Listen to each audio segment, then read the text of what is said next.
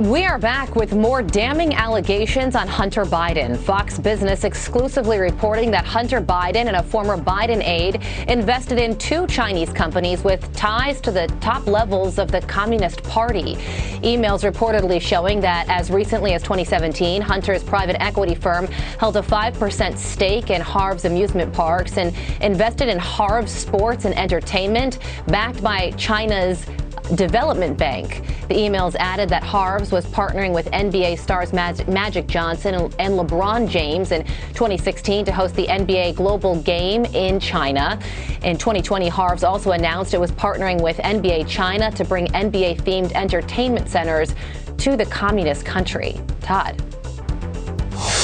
Republican senators now calling out the Secret Service, claiming the agency is hiding information on Hunter Biden's overseas travel while his father was vice president. Chuck Grassley, one of those senators, demanding answers. He joins me now. Great to have you, Senator Grassley. We really appreciate it. Here's the letter that you wrote to Service Director James Murray. It reads in part, quote, "The United States Secret Service did not produce any communications regarding Hunter Biden's travel for the years 2010, 2011, and 2013.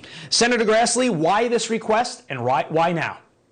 Well, obviously, there's a lot of questions about Hunter Biden's involvement with a lot of countries around the world. Also, most importantly, with China, and whether or not he was interacting when his dad was vice president of the United States to gain advantage that way. And it seems to me that we ought to have these questions answered. Now, they have given us some information, but as you said, there's 3 years we don't have any information for. And then in regard to where we did get the information, it was so heavily redacted that it was hard to make sense out of it. And it doesn't have to be redacted for the Congress of the United States and our investigation authority under the constitutional power of oversight. So we want this letter, again, is following up on other letters. It's just like pulling teeth to get answers from the executive branch, particularly on this subject. But the public is entitled to this information. Transparency brings accountability. And we ought to know to what extent Hunter Biden, we know that he traveled sometimes in airplane with his father. And also there's an Uncle James Biden that's involved in this as well. Now, I can't make any accusations against the President of the United States, but I think we have a right to know what the son was doing in those instances, and these records from the Secret Service and the travel of him and the Secret Service would help us fill in those details.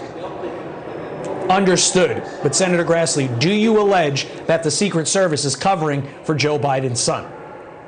At this point, you can't draw any other conclusions, or it seems to me that they would fully come forth and give us all this information we need, and it's very suspicious when they don't do it. It's hard for me to agree 100% that they're covered, or they just not doing their job or responding to Congress, but it surely looks like there's a connection there. First, big tech, as we know, squashed the Hunter Biden story prior to the 2020 election. Now the mainstream media really completely ignoring it. Take a look at these coverage numbers. This isn't from a month. This is from a year. Over the course of 2021. World News Tonight on ABC, 57 seconds. CBS Evening News, only 60 seconds. And NBC Nightly News, the big winner, if you can call them that, 191 seconds. With all the bloviating from Democrats about democracy in trouble, how much of a disservice is the media doing not covering the Hunter Biden issue, one which many people feel could have swayed the 2020 election? Well, thanks to your coverage of it, it's about the only place where Senator Johnson and we seem to only be the 2 out of 100 senators working on this issue, but we've been working on it for 3 or 4 years, and we're getting more information all the time, but we're not getting to the bottom of it yet. But let me answer your question this way about the media. You know, the media ought to be the policeman of our political system. The media ought to be keeping all of everybody in government honest and make sure that's what the First Amendment freedom speech and press is all about, to make sure that government doesn't interfere with it, but also in your profession to make sure that you ferret out all this stuff. And when only one channel, I presume you're the only channel that I see it on, that brings it up, you know, we could get to the bottom of it a lot faster if the other news media would take as much interest in it as you do. Agreed, sir.